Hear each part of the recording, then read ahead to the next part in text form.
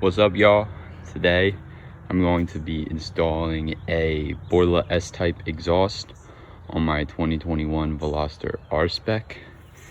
It should be pretty simple. All we have to do is take off the axle back stock exhaust and slap on the Borla S-Type exhaust.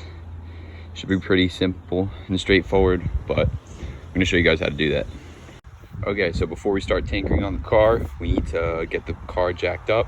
So we're going to use 3 points of contact. We're going to get one just right under there on the other side, and we're also going to put the hydraulic jack right here for our third supports.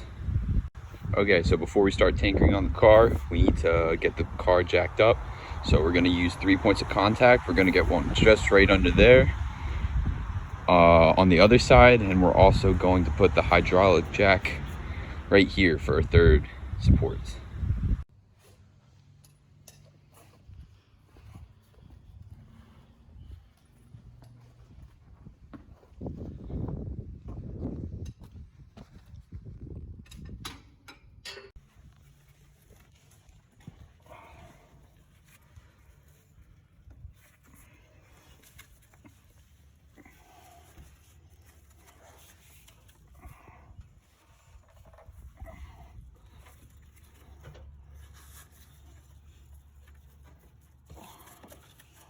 There it goes.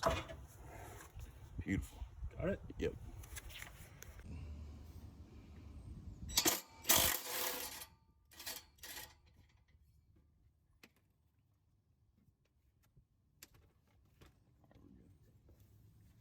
Okay, now that we got the stock exhaust off, you can see it a little bit better. It's a little bit easier to explain.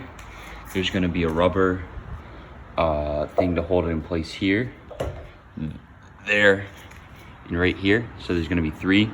Those are pretty rough to get off, but I just sprayed some WD-40 on, and then you kind of have to muscle it off. And then next, you have to take a bolt off here and here, and then it just comes right off, and then you can put the aftermarket one on. Next, you're just gonna obviously reverse the first thing. Most of the parts are in the same exact spot. The only problem that you may run into is this bar right here is reversed. It's coming this way on the stock exhaust, but it's going that way on the aftermarket. So you should put these in first. Those are relatively easy. And then you're gonna want to get the back fastener, and then you're gonna want to put the nuts in. That was the only problem that we ran into. You can't put the nuts in first. You need to put these in right up here,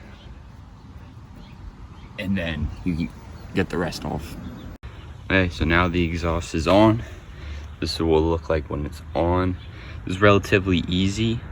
I already ran the car for a couple minutes and the audio cut out, so I couldn't really get a cold start anymore. So I'm gonna give you guys a lukewarm start.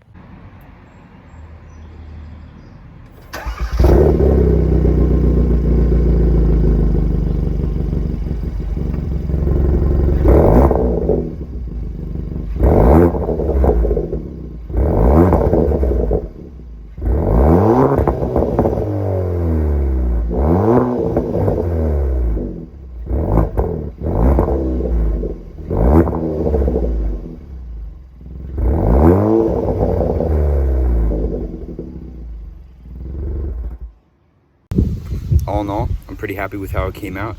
It's very aggressive, especially on the cold start and at idle.